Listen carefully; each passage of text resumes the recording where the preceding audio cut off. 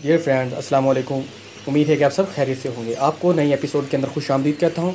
इस एपिसोड के अंदर मैं आपको दिखा रहा हूँ जो एक दिन का बच्चा है, जो चिक है, वो निकला हुआ है।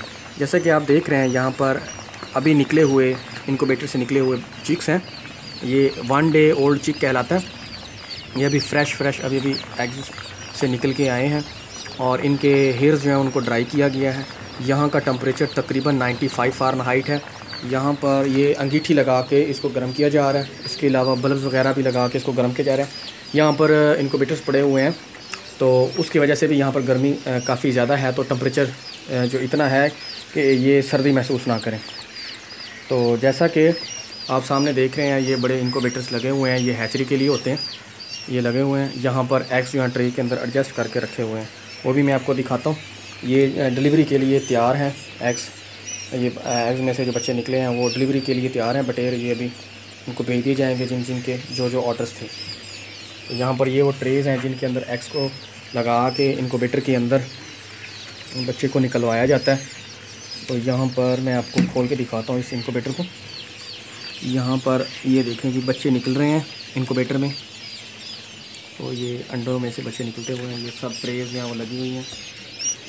इसका टेम्परेचर 100 फ़ारेनहाइट के करीब होता है और इसकी हैचिंग जो है वो 17 दिन में होती है। ये अंडों में से बच्चे बाहर निकल रहे हैं। ये गीले हैं, कुछ देर के बाद ये खुश्क हो जाएंगे। तो ये तकरीबन 1 दिन इनको दरकार होता है। इनको इसके अंदर ही रखा जाता है, इसको फ़ौरन नहीं निकाल लेते। इसको बंद करते हैं ताकि इनको कोई प्रॉब्लम ना हो। और एंटीबायोटिक स्प्रे भी किए जाते हैं जिससे इनको जरासीम से बचाया भी जाता है। तो ये सभी ट्रेज़ लगी हुई हैं, हर एक के ऊपर डे लगी हुए है, दिन लिखा हुआ है। हर 4 दिन के बाद एक फ्लॉक निकलता है, वो सप्लाई कर दिया जाता है या यहीं पर ही इसकी ब्रोडिंग करवाई जाती है और फिर इसको बड़ा करके मार्केट में सप्लाई किया जाता है। तो डियर फ्रेंड्स, इस वीडियो के अंदर मैंने आपको दिखाया कि हैचरी में इनके बच्चों को कैसे निकलवाते हैं और इसकी सप्लाई के लिए कार्टून वगैरह, ट्रेज़ वगैरह यूज़ की जाती हैं। इनकी ब्रोडिंग के सिस्टम को आगे चलाने के लिए फिर वो अलग से जगह रखी जाती है। तो यहाँ पर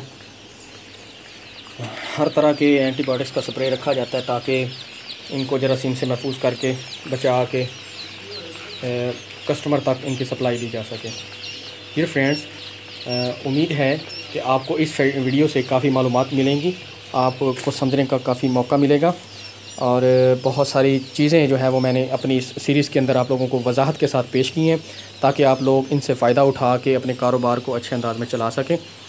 अगर किसी किस्म की कोई कमी रह गई हो, किसी किस्म का इशू रह जाए, तो आप लोग कमेंट्स के अंदर उसको लिख सकते हैं। मैं आपको फिर बताऊंगा। एक मैं फ़ाइनल वीडियो ऐसी बना रहा हूं जिसके अंदर मज़ीद जो चीज़ें इन वीडियोस सीरीज़ के अंदर रह गई थी वो मैं आप लोगों के साथ शेयर करूंगा ताकि हम कंप्लीट इसका अहाता कर सकें। मैं 15 दिन आप लोगों के कमेंट्स का वेट करूंगा ताकि आप लोगों के जहनों में जो सवाल हैं वो मुझ तक पहुंच जाएं और फिर उनके ऊपर हम काम करके आपको बताएं। उसके जो रिज़ल्ट्स हैं, जो कमी रह गई है, वो आपको शेयर कर सकूं। तो ज़रूर मेरी वीडियो के ऊपर कमेंट कीजिए, अपने मैसेज ज़रूर छोड़िए ताकि मैं उस पर काम कर सकूं। तो यहाँ पर तकरीबन बटेर फार्मिंग का जो प्रोसेस है, जो उसकी सीरीज़ थी उसके काम की, वो कंप्लीट होती है। तो इंशाल्लाह जी नेक्स्ट वीडियो में मिलते हैं। मेरे वीडियोस को शेयर, कमेंट, लाइक करना कभी ना भूलिएगा। मेरे चैनल को ज़रूर सब्सक्राइब कीजिएगा। मिलते हैं जी फाइनल नेक्स्ट वीडियो के अंदर। तब तक के लिए इजाज़त दीजिए। अल्लाह हाफ़िज़, फ़ी अमानिल्लाह।